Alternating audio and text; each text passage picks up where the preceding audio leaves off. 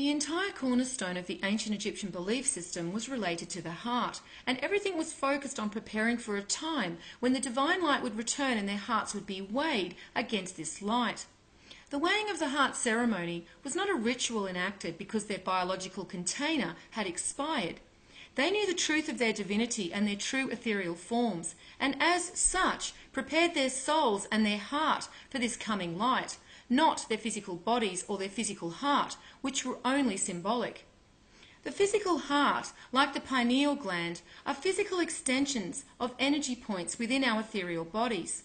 Our ethereal body is who we are first and foremost. It is the form in which we were first created, and as such, it is with the ethereal body that we feel changes in vibrations or resonance first. These changes are then relayed to certain physical parts of our body that relate to these energy points. So for example, when sun gazing, you may feel a sensation behind your forehead, and your first thought is that it must be your pineal gland. However, what you are experiencing is your pineal gland reacting to a resonance from your third eye chakra, which is then being felt in the physical extension of that energy point. The correct way to perceive yourself is as an ethereal being, for this is who you are, and this is what the establishment have tried to hide from the masses, to keep them locked down into a physical perception of themselves. The establishment have even gone as far to create departments to program the reality of the masses into one of physicality, using agencies like science, which they then disguise as education, when in fact it is merely programming. Most people wouldn't know that the Big Bang Theory was postulated by a Catholic priest, and which establishment has so much to lose if humanity woke up to the fact they are ethereal and immortal, and they are only responsible to their own souls and God for their immortality. Do you think we would need crime control and government to live as decent beings upon this planet if that truth were known? I think not. So what this information is showing us is the truth of who we are, and that is ethereal beings with a physical extension. And we need not fear death of our physical extension, but instead pay attention to the cycle of death and resurrection of our souls. If we look to the Aramaic Bible in verse Matthew 10:28, "And you shall not be afraid of those who kill the body, that are not able to kill the soul.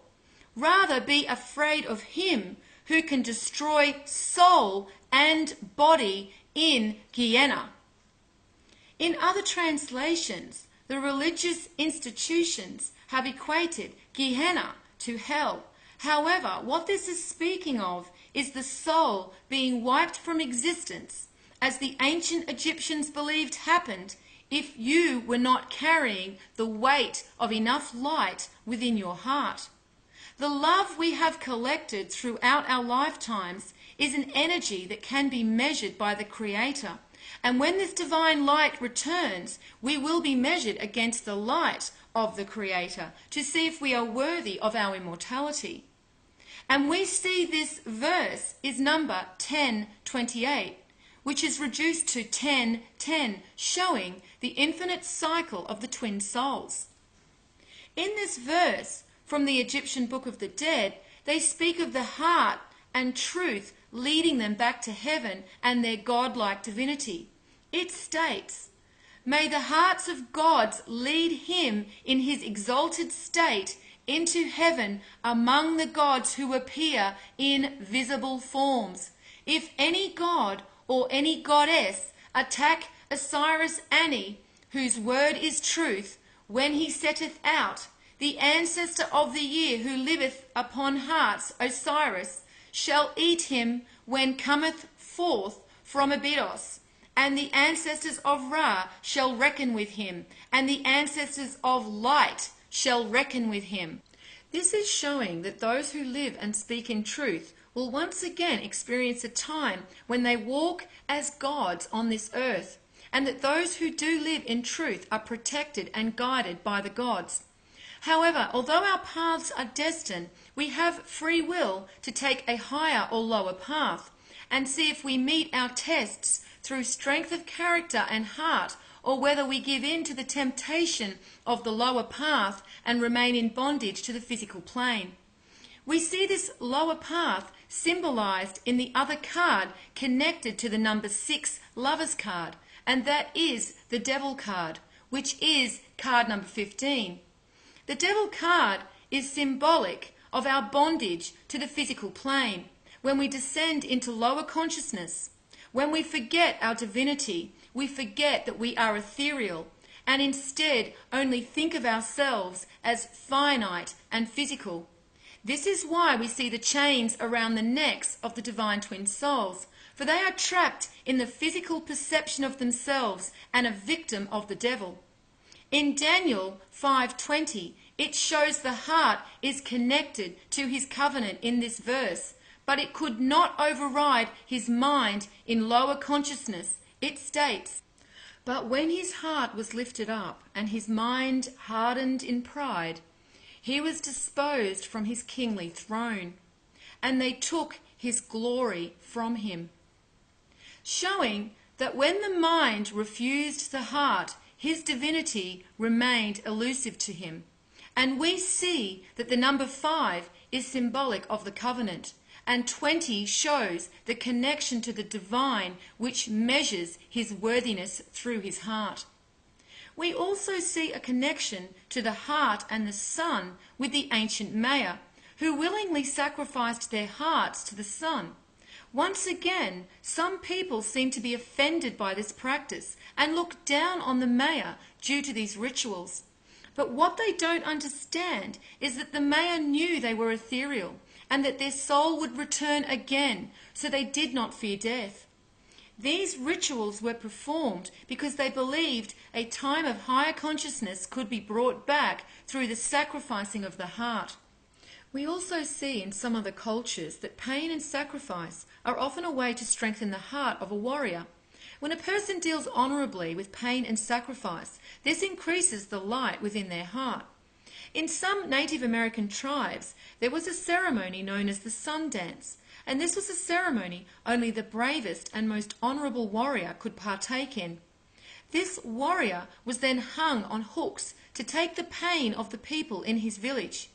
They believed in doing this, he not only lightened his own heart, but their hearts too.